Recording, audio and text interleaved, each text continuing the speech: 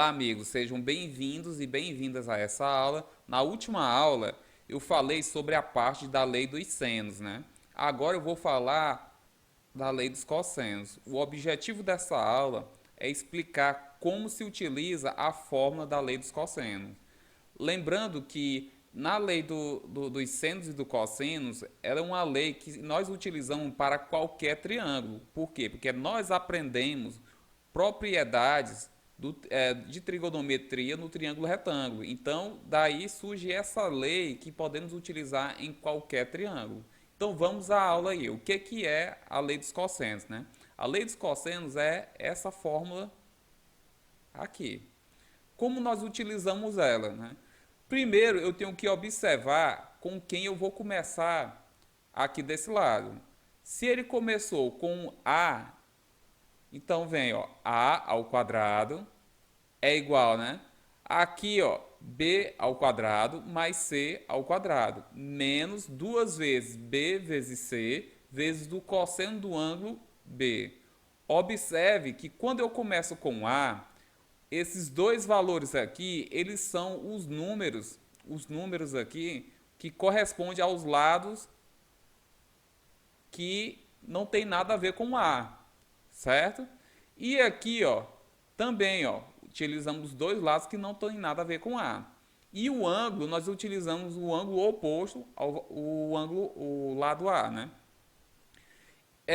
Vamos ver se eu começar a utilizar um outro lado em vez do A. Digamos aqui, ó, se eu tenho B, comecei com B, então vem B ao quadrado é igual. Se eu comecei com B, então eu vou utilizar os dois lados A e C. Então vem A ao quadrado mais C ao quadrado. Menos duas vezes os dois lados que eu utilizei aqui, ó, A e C, A vezes C, vezes o cosseno do ângulo oposto ao lado B. Quem é o ângulo oposto ao lado B? É o ângulo C. Então, aqui, ó, ângulo C. Beleza, amigos? Se eu for começar aqui, ó, com C, C ao quadrado é igual. Se eu comecei com C, então eu vou ter que utilizar tanto A como B aqui. Então, vem, ó, A ao quadrado mais B ao quadrado menos, aqui, ó, A e B, duas vezes, A vezes B, vezes o cosseno do ângulo oposto ao lado B, quem é ao lado C, né? Quem é o ângulo oposto ao lado C? O ângulo A. Ok? Então é bem simples a fórmula, né? Ela é bastante repetitiva e ela tem um certo padrão. Se começa com 1, a gente só vai utilizar do outro lado lá, ou seja, no outro membro, os lados que não correspondem ao A. E o ângulo que eu vou utilizar é o ângulo oposto. Eu quero que vocês observem essa parte, porque fica muito mais fácil a gente utilizar essa fórmula se a gente detecta esse tipo de padrão. Pois vamos ver essa fórmula na prática. Então, pessoal, tá aqui o exemplozinho que a gente vai fazer, um exemplo bem simples, que é só para utilizar a fórmula. Calcule o perímetro do triângulo da figura abaixo. Se ele está pedindo para calcular o perímetro, então o perímetro de uma figura poligonal, ou seja, uma figura feita com retas, é a soma dos seus lados. Eu tenho que descobrir quem é esse x aqui para poder somar os seus lados.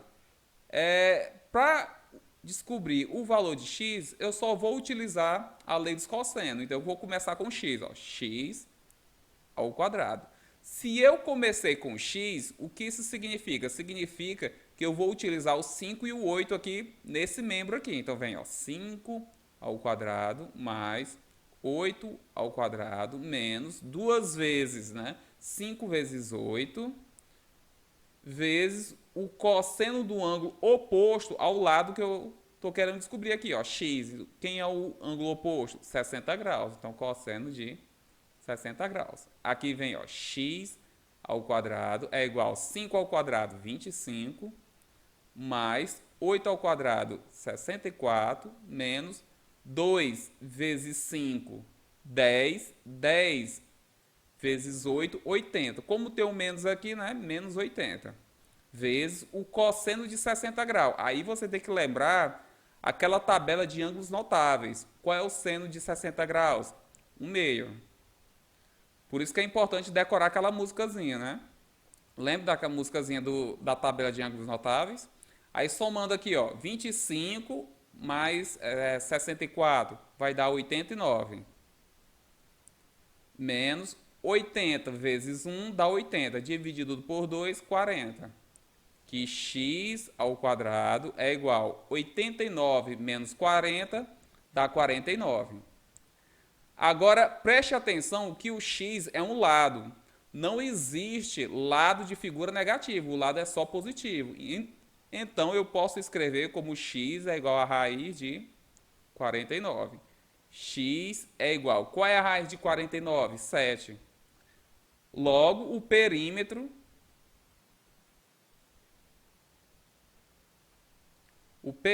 ele vai ser igual a eu ter que somar os lados. Quem são os lados aí? É 5 mais 7 mais 8.